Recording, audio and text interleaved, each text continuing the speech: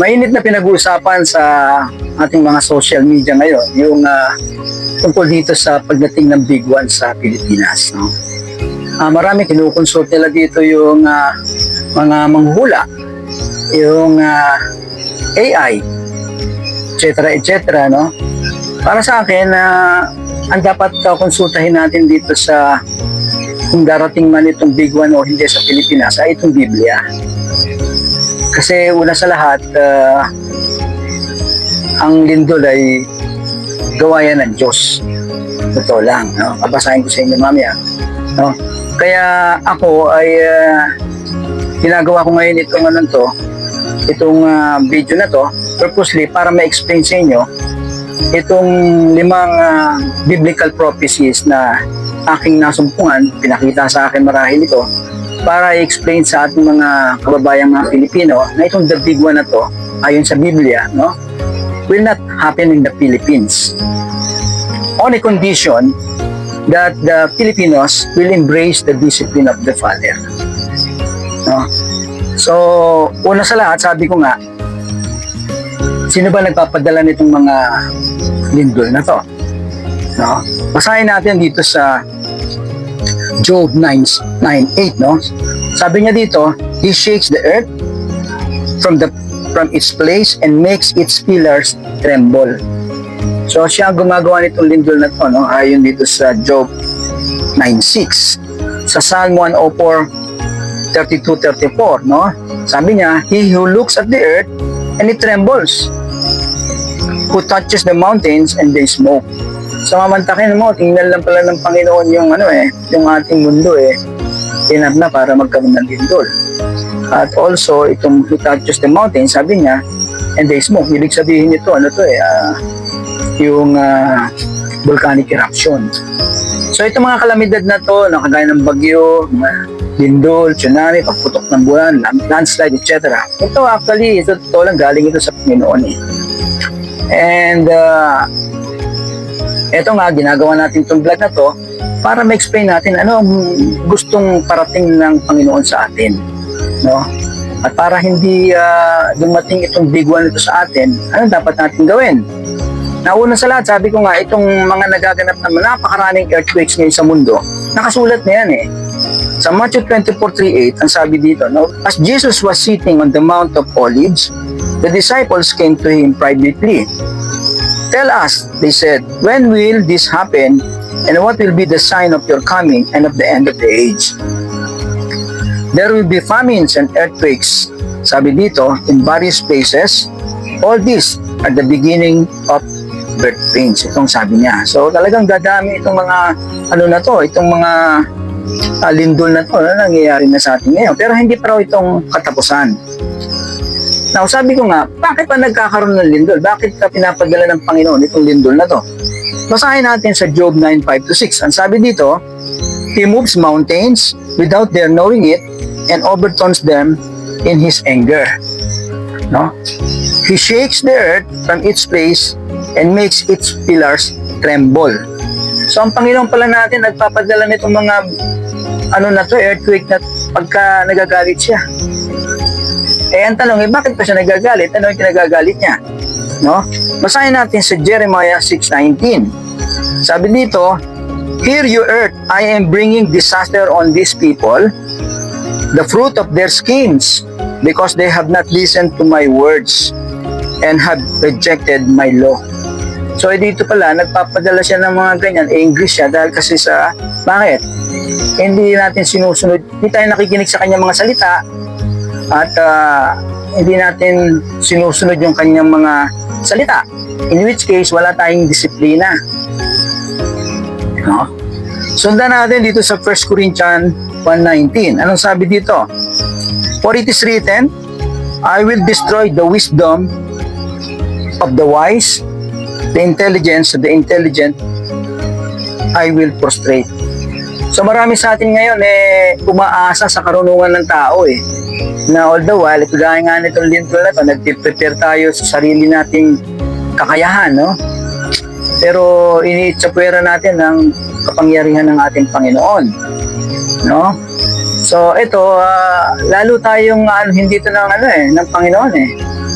Kinakailangan ikonsultahin natin siya. Ano ba yung nakasulat sa Biblia na pinapagawa niya para itong mga lindol na to hindi maganap?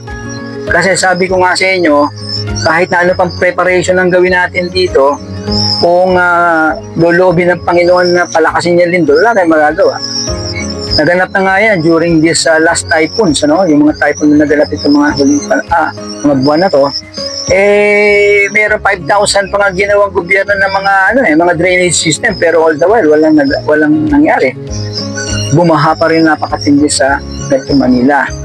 Kaya dapat konsultahin natin siya kung ano talaga ang gusto niya. Para nang sa gayon, itong mga kalamidad dito, itong mga lindol na to, nabiguan na to, hindi maganap. Now, ano ba ang sinasabi ng Biblia, na dapat nating ganapin? Ito, nakasulat ito dito sa Proverbs 1:23-33. Sabi dito, if you turn to my discipline, then I will pour out my spirit on you and teach you my words. Since I called out and you refused, extended my hand and no one paid attention, since you neglected all my counsel and did not accept my correction, I in turn will laugh at your calamity. Ang takin mo, pag bibigyan pala niya tayo ng mga calamity, pagka nagkakaroon ng mga calamity tayong ganyan, tumatawa siya. He's laughing. Sabi niya, I will mock when terror strikes you like a storm and your calamity comes like a whirlwind. When trouble and stress overcome you, then they will call me, but I won't answer. So, tatawagin natin siya pag nangyayari na yan. Pero wala, di na niya tayo sasagutin. They will search for me, but won't find me. Because they hated knowledge, they hated discipline. Ibig sabihin dito, They didn't choose to fear the Lord, were not interested in my counsel, in my discipline, and rejected all my correction, my discipline. They will eat the fruit of their way, and be glutted with their own schemes. For the waywardness of the inexperienced will kill them, and the complacency of fools will destroy them. At ang sabi niya, but whosoever listens to me will live securely and be free from the fear of danger. So kaya kung tatalima tayo dito sa disiplina ng Diyos na to, hindi niya pararating sa atin yung mga kalamidad yan, mga disaster na yan. Hindi niya tayo pagtatawanan. Di ba? So, kasi ang Panginoon, ayon sa Isaiah 45:7, sabi niya dito, I form the light and create darkness. I bring prosperity and create disaster. I, the Lord, do all these things. So siya lahat ang gumagawa nitong mga kalamidad na to, itong mga disasters na to na nagaganap sa ating bansa. Kaya nga, maybe sasabihin natin, nagdadasal naman ako eh. But the big question is, sinasagot ba itong ating dasal? That's another big question. Sa Jeremiah 14:11-12, ang sabi niya, Then the Lord said to me, Do not pray for the well-being of these people. Although they fast, I will not listen to their cry. Though they offer burnt offerings and grain offerings, I will not accept them. Instead, I will destroy them with the sword, famine, and plague. So yan, kahit magdasal na tayo, wala na, hindi na sasagutin pagka binigyan na tayo ng kaparusahan Di ba? Hindi na siya makikinig sa ating mga iyak. Now, ang tanong, kailan ba magpipray tayo para sagutin? We need a kind of prayer that na sasagutin niya. Ano ba ang kailangan?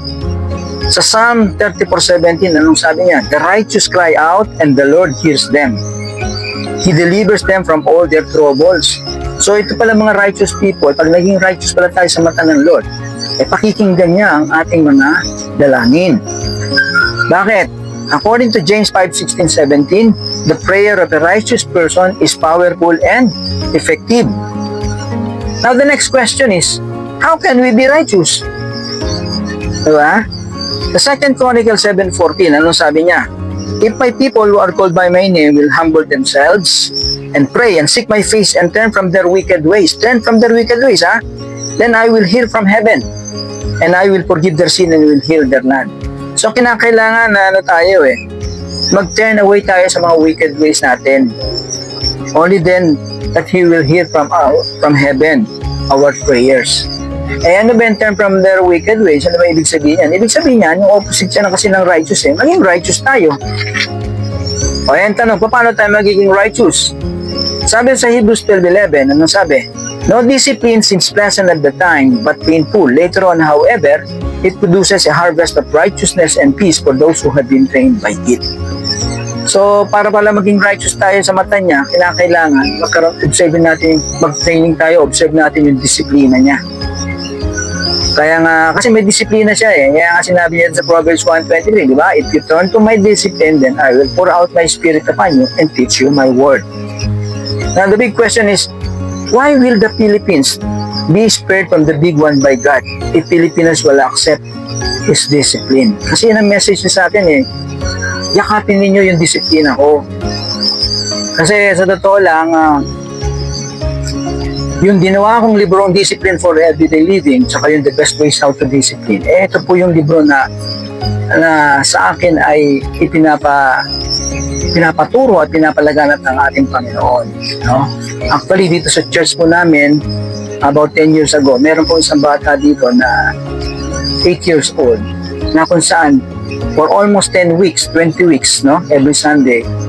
Napapaniginipan niya si Jesus Christ at sinasabi sa kanya kung ano yung mga mensahe pinaparating niya naman sa akin.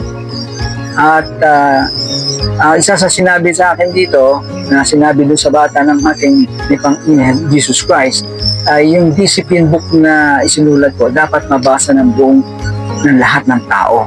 Hindi nga Pilipinas lahat ng tao eh. At doon din sa panaginip, sinabi niya sa kanya na ako bibigyan ng Holy Spirit ng Panginoon. Pinakita pa nga sa kanya na I think I was number 68 in the book of life. So anyway, marami pa yun, ano? I wish I could show you the video, nakakit sa akin yan. Pero ang point ko dito, bakit hindi magaganap itong lindol na to, the big one na to sa Pilipinas? Ano ba sinasabi ng Biblia tungkol dito? May 5 akong propesiyang nakita dito, no? Una, yung sinasabi sa Zechariah 8:7. Ang sabi dito, this is what the Lord Almighty says, I will save my people from the countries of the east and the west. So, ililigtas niya itong mga Kristiyano, mga Jews na nasa east hanggang sa west. Sa eastern countries kasi, wala namang Kristiyano bansa kundi Pilipinas lang eh. Of course, nandito na rin sa atin yung mga Jews, no? Actually, pag nagkagulo eventually sa Israel, maraming Jews actually, mga Israel people, pupunta dito maninirahan na yan. So, isi-save niya yan according to him eh. Now, kung isi-save niya yan, bakit siya magpapadala ng lindol? Di ba? So, pangalawa, sabi ko dito, meron bang kaligtasan? Kasi save, sabi niya, meron bang kaligtasan kung i-observe natin itong discipline ng Panginoon? Sa Proverbs 4:13, anong sabi ng Panginoon? Hold firm to discipline, never let her go, guard her well, for she is your salvation. Ang pangalawang propesiya na nakasulat sa Biblia dito, ay sinasabi ko ngayon, nakasulat sa Jeremiah 31:10. Ang sabi niya dito, hear the word of the Lord, you nations, proclaim it in distant coastlands. So dito, pinapakita na sino ba itong distant coastland na minimension na to? This is basically the Philippines eh. And sabi dito, hear the word of the Lord na mag-originate dito sa Philippines. No?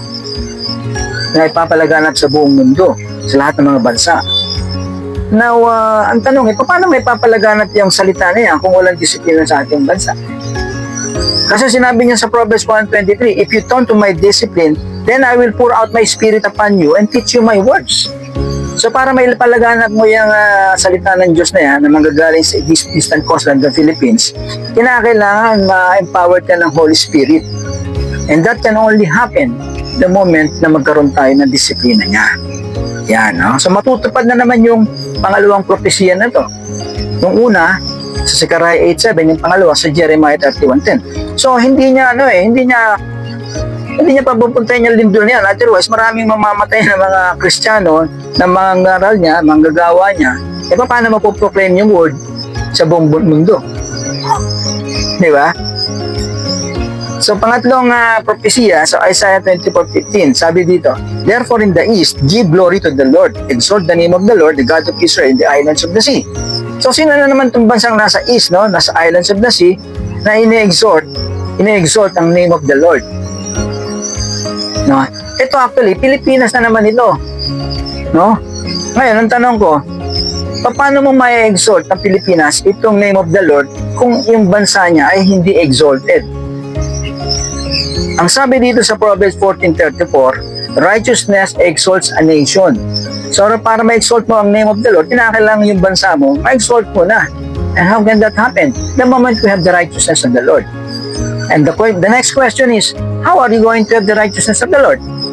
Sa Hebrews 12:11, sinabi niya, no discipline seems pleasant at the time, but painful. Later on, however, it produces a harvest of righteousness and peace for those who have been trained by it. So magkakaroon lang tayo ng righteousness ng Lord na to, the moment nagkaroon tayo ng training ng kanyang disiplina. Disiplina kasi hinahanap niya eh. Kinakailangan maging righteous tayo sa kanya eh. Oh, ngayon, paano na naman matutupad itong ma-exalt itong name of the Lord? Matutupad itong propesya na to sa 24:15 ng Isaiah. Kung patay na mga Kristiyano dahil sa lindol. Hindi niya talaga papadala yung lindol na yan. Kasi sinabi niya na nga sa Zechariah 8:7 eh, I will save my people from the countries of the east and the west. Bakit sa east, sa Pilipinas? Bakit? Kasi may gagampanan ng Pilipino. May gagampanan ng Pilipinas. Diba? Yung mga propesya na to dapat matupad. At yan, matutupad lang pagka tayo ay nagkaroon ng disiplina. Kaya disiplina pinapatayo niya eh. Hindi papasok yung lindol na yan, yung big one na yan, pag tayo ay nagkaroon ng disiplina niya. Ngayon, sa Malakay 1:11, ano naman sinabi niya? This is by fourth prophecy. Ano sabi niya? My name will be great among the nations from where the sun rises to where it sets. So itong pangalan Jesus na to, makikilala to sa buong mundo, mula sa east papuntang west. Di ba? Kaya nga marami tayong OFWs ngayon, at yan ay pararamihin pa ng Panginoon. Nagdala-dala yung pangalan ni Jesus bilang isang Kristiyanong Pilipino galing sa Pilipinas, makikilala yan sa buong mundo. Mapupulpil itong Malakay 1:11 na to. Paano magaganap nga yan kung magkakaroon ng malaking lindol? Kung mamatay lahat yung mga papadala mong OFW. Diba? Hindi magaganap. Otherwise, hindi mapupulpil itong Malakay 1:11 na propesya. So, 4 na ho yan, ha? No? Kaya kinakailangan din magdisiplina mga Pilipino para pagpunta natin dito sa ibang bansa, yung Kristiyano manifest the character, the discipline of Jesus Christ. Kaya ang kanyang pangalan magiging great among all nations. Ngayon, ikalima, ito yung huli na propesya sa Bible na nasumpungan natin, nakita natin. Yung sa Matthew 24:14. Ito nga yung kaduktong nung tinalong si Jesus Christ o kailan mawawakas ang mundo at ang kanyang pagdating kailan yan. Sinabi niya, magkakaroon ng mga earthquakes sa iba't ibang dako ng mundo at huling-huling sinabi niya, which is nagaganap na rin, ang huling-huling sinabi niya, and this gospel of the kingdom will be preached into the whole world as a testimony to all nations, and then the end will come. So yung gospel of the kingdom, maituturo muna. Diba?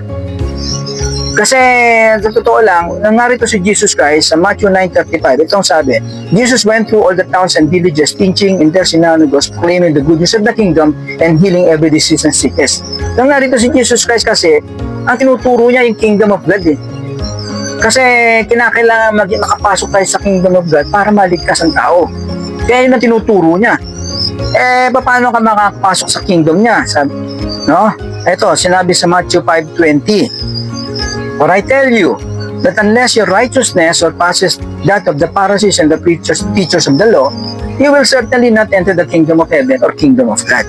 So ang kinakailangan pala para makapasok ka sa kingdom of God na yan, kinakailangan meron kang righteousness. Kaya nga si Jesus Christ na nagpunta dito, dala-dala niya yung righteousness ng Ama. Kaya nga nung binautismohan siya ni John, tinanong ni John, sabi nga, bakit kinakailangan kayong bautismohan ko? Dapat hindi ko makayang hawakan lang inyong tsinela, sabi nga gano'n. Gawin mo lang yan, sabi niya gano'n, because that is to fulfill all righteousness of the Father. Diba? So, bakit? Para makapasok sa kingdom. Naging example niya para gawin din natin. So, ngayon, so ano ba yung kingdom of God na yan? May righteous na. Ano ba meron dyan sa kingdom of God na yan? No? Na tinuturo ni Jesus Christ na gusto niya tayo makapasok. Sabi niya sa Romans 14:7, for the kingdom of God is not a matter of eating and drinking, but of righteousness, peace, and joy in the Holy Spirit. So kung wala tayong righteousness na righteousness of the Lord Jesus Christ, wala tayong Holy Spirit, hindi tayo makakapasok sa kingdom of God. That's for sure. Hindi tayo maliligtas. So, ngayon, sabi ko nga, para magkaroon tayo ng righteousness, according to Hebrews 12:11, kaya kailangan magkaroon tayo ng training of discipline ng Lord.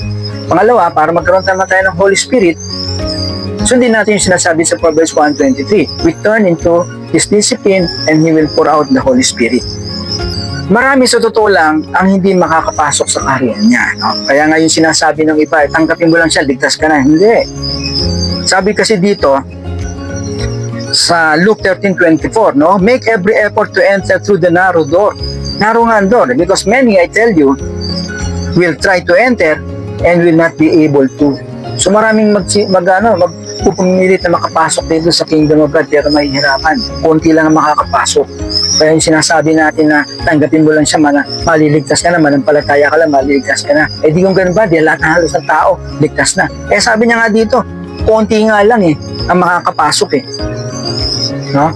Sa Matthew 13:19, ito sinabi niya, when anyone hears the message about the kingdom and does not understand it, the evil one comes and snatches away what was sown in their heart. This is the seed sown along the path.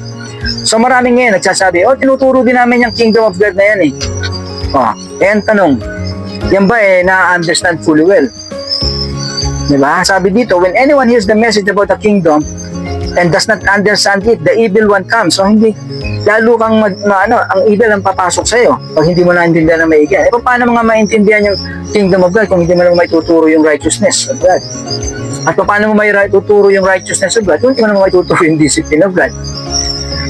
Sa ngayon, walang natuturo nitong discipline of God. No? Ako pa lang siguro marahil ang nag-ano nito ngayon. No? Na naisulat na natin sa dalawang libro na to for almost 20 years. No? So, sabi ko nga, kung wala yung discipline yan, most likely, hindi rin nila naituturo yung righteousness of God. Kasi yun ang kailangan Okay, pag hindi mo naituro yung righteousness of God, paano maituturo yung kingdom of God? Marami sa mga churches natin ngayon, hindi nakapag-concentrate sa kingdom of God. They are focused simply on their church. Na pwede ka makapasok sa church, pero ang importante, dapat makapasok ka sa kingdom. So kahit nakapasok ka sa church, kahit napaka-regular ka pang umaattend ng church ninyo, etc., etc., kung hindi ka nakapasok sa kingdom, hindi ka pa rin maliligtas. Ganun kahalaga itong disiplina na to. No? Kaya nga sinasabi ko nga sa kanila, what shall we do now for God's discipline to be established in the Philippines? Anong dapat natin gawin? Diba? Kasi ito yung pinaka-solusyon Kaya nga sabi ko nga sa kanila, magsabi ka sa akin yan, tell me a problem in this country that is not discipline related. I will tell you, and I will tell you, there is none. Problema sa kahirapan, problema sa traffic, problema sa politics, problema sa corruption, problema sa sakit, sa aksidente, lahat yan, discipline related lahat yan Ang tanong, alam ba natin kung ano yung disiplina na yan? Sabi ko nga sa kanila, the worst problem of discipline is not the lack of it, simply the ignorance of it. So kung hindi mo alam, kung hindi mo alam mag-mathematics, hindi mo makukompute kung magkano kikitain mo. Di ba? Kung hindi mo alam yung kung wala kang librong pinagbabasihan ng isang karunungan, hindi mo ma-apply yung karunungan na yun. Kaya nga napakahalaga na magkaroon tayo ng isang libro sa disiplina, isang tamang libro ng disiplina, tamang doktrina na naka-align sa disiplina din ng ating lumalang sa atin. Pinalad naman ako na nagkaroon ako ng experience na maging isang sundalo, makagraduate sa isang military academy sa Pilipinas, at doon natutunan ko ang disiplina, pinakamataas na uri ng disiplina sa tao, sa level ng tao. At nung ako po ay magpastor na almost 15 years, nabasa ko ang Biblia, nakita ko ang karunungan ng disiplina ng Diyos dyan, napag-combine ko yung dalawa, nakita ko pareho. At yun nga, yun na isulat ko sa libro ko for 20 years, more or less. At ito ngayon yung binabahagi ko kasi napakahalaga pala nito. So, the knowledge of God's discipline, which is now written in the book of Discipline for Everyday Living, tsaka the best ways how to discipline. Yan po ang sikreto na kung may papalaganap lang natin ito sa ating mga Pilipino at malalaman nila, magiging righteous po tayo sa mata ng Panginoon, ng Ama.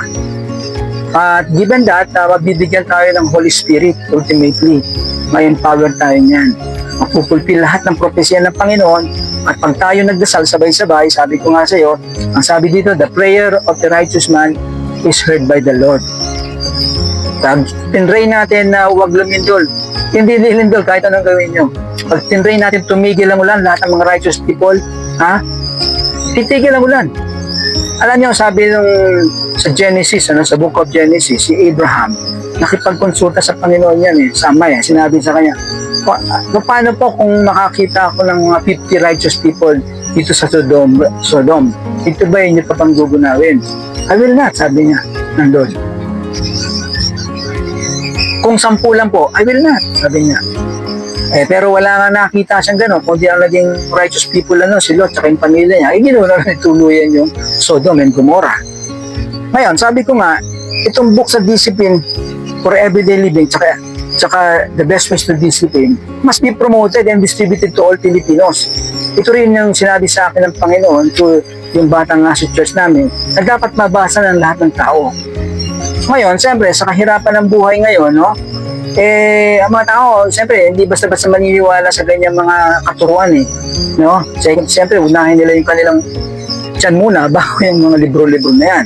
Kaya nga dito, sabi ko, I'm asking the support na itong ating mga may kaya na mga negosyante, na may mga malalaking mga building na yan na tinatayo, mga condominium na yan, to donate, to help support na itong libro na to, ma-share natin lalong-lalo na sa mga guro, sa mga teachers ng bawat paaralan para ma-share nila yung discipline na to, maituro nila, maipalaganap. Okay? At ito, matutuwa ang ating Panginoon. So, pag ang tao na buhay dito na may tamang disiplina ng Panginoon, magiging righteous tayo sa mata ng Ama. Hindi niya tayo bibigyan ng kaparos ng mga lindol-lindol na yan. Maniwala ka sa akin. Kasi sinasabi niya ito Hindi naman ako nagsasabi ginagawa ko lang dito. Kaya nga yung ikalima dito na propesiya, na yung for the gospel of this kingdom is to be preached to all nations, hindi mo siya maipipreach kung wala yung discipline. So in which case, paano mapupulfill yung Matthew 24:40 na yan? Paano mapupulfill yung end time? Hindi mapupulfill yan. Diba? At yan nga, sabi ko nga, yung pagtuturo ng gospel of the kingdom na yan, ibinigay yan sa Gentile, tinanggal yan sa mga Jews ibinigay sa Gentile. At diniscuss ko na doon sa mga vlogs ko, doon sa APD, ako Pilipino Disciplinado YouTube vlogs ko, na ito ay binigay sa mga Pilipino. Kasi unang-una, sa atin din ibinigay yung katuruan ng tamang disiplina na akin na nga ngayong pinapahayag. So kaya itong ating mga may kayang mga negosyante na to, mga nakakangat dyan, yung may mga kapital dyan, tulungan nyo ako dito na may palaganap natin itong libro na to. Kasi gusto ko man ituro ito na gano'n kinakailangan magkaroon talaga sila ng kopya ng libro na to. Hindi nga ako bibili dahil kasi wala silang unahin pa nila yung pagkain nila kaysa sa libro. So kung meron po tayong mga foundation na kumpanya dyan na gustong mag-donate sa amin, para ma-provide natin yung 50 pairs lang, 50 pairs, kasi 2 pairs itong libro na ito 50 pairs lang ito sa bawat school, 50 teachers ito, na ikukundakan at the same time natin half-day training, para maipakita, maituro nila ng maayos sa bawat eskwelahan. Lahat ng eskwelahan magkakaroon ng ganyan magkakaroon tayo ng mga bagong graduates na may disiplina. At matutuwa ang ating Panginoon ito. Eventually, lalaganap ito sa buong bansa. Tandaan po natin sa kapanahonan natin ngayon, maraming magaganap na pangyayari na hindi na kayang solusyonan ng tao. The only way you can solve it is through our Lord, Jesus Christ, and the Father. So sa Jeremiah 11, 12, 22-23, sabi? Therefore, this is what the Lord Almighty says. I will punish them because I will bring disaster on the people of Antioch in the year of their punishment. So pag tayo hindi natin sinunod itong kanyang call na to, na magkaroon tayo ng disiplina as a nation, ito yung hiling niya sa bansang tinatangin niyang Pilipinas, bibigyan niya tayo ng punishment. Ano yung punishment? Didisiplinahan niya tayo. Paano? Magpapadala ng mga disaster yan. Magkakaroon pa rin ng mga lindol yan. Mahihina na nga lang, hindi ganun kalalakas na ini-imagine natin as big one. Ang purpose lang yan is para gisingin tayo. Kaya nga narito ako, ginagawa ko itong ko, kasi ako, ang role ko, binigay sa akin, sabihin at ituro.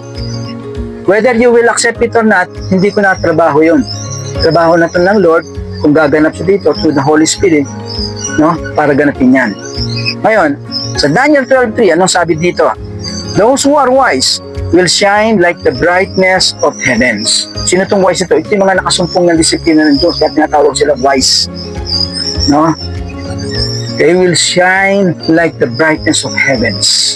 And those who lead many to righteousness, just like kayong may mga kakayahan sa buhay na nag-donate dito para sa dalawang pares ng libro na to na maisya sa 50 teachers bawat schools na conduct ng training.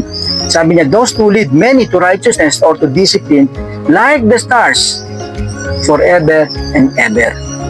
So tuwan-tuwa po dito ang ating Panginoon dahil kasi ibinigay niyang resources sa atin, ginamit natin para sa kanyang glory. So muli, inikayat ko po itong ating mga na tulungan nyo tulungan po natin na maipalaganap itong disiplina ng Panginoon by sharing the books through your donations, no? 50 pairs per books. Actually, ang cost lang po niyan is about 1,000 pesos per pair. So, with 50 pairs, at about 50,000, may 50 na estudyante na teachers na po tayo mabibigyan yan at nakukundakan pa natin siya ng training sa discipline ng half day. So, imagine nyo buong mga eskwelahan sa Metro Manila, sa mga probinsya, mabigyan natin yan. Magde-develop tayo ng mga teachers na magtuturo ng disiplina yan. Lalagaan yung disiplina na yan. Sa ngayon po, ang nangyayari sa atin, lahat ng ginagawa natin, puro paglabag, pagsuway, no? Kawalan disiplina ng Panginoon sa atin. So muli, kung gusto niyo pong mag-donate dyan, no? Ibigay ko po sa inyo yung telephone number ko sa baba, nakasulat po dyan. So yung email ko, no? Email namin, in-encourage ko kayong tulungan nyo kami dito.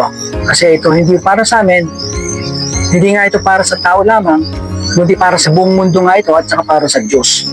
Eventually, pinapalagalat niya po ito sa buong mundo, hindi lang sa Pilipinas. Ang Pilipino lang po, ang Pilipinas na gagamitin niya instrumento. Kaya magsisimula sa atin yan. So, maraming salamat at sana po ay may kapakinabangan kayong nakuha sa aking paglalahad ngayon na hindi po magkakaroon ng big one sa Pilipinas ayon po dito sa 5 propesya ng Biblia. Kung tayo po ay magkakaroon, yayakapin ang disiplina ng Diyos. Salamat po and God bless to everyone. Thank you.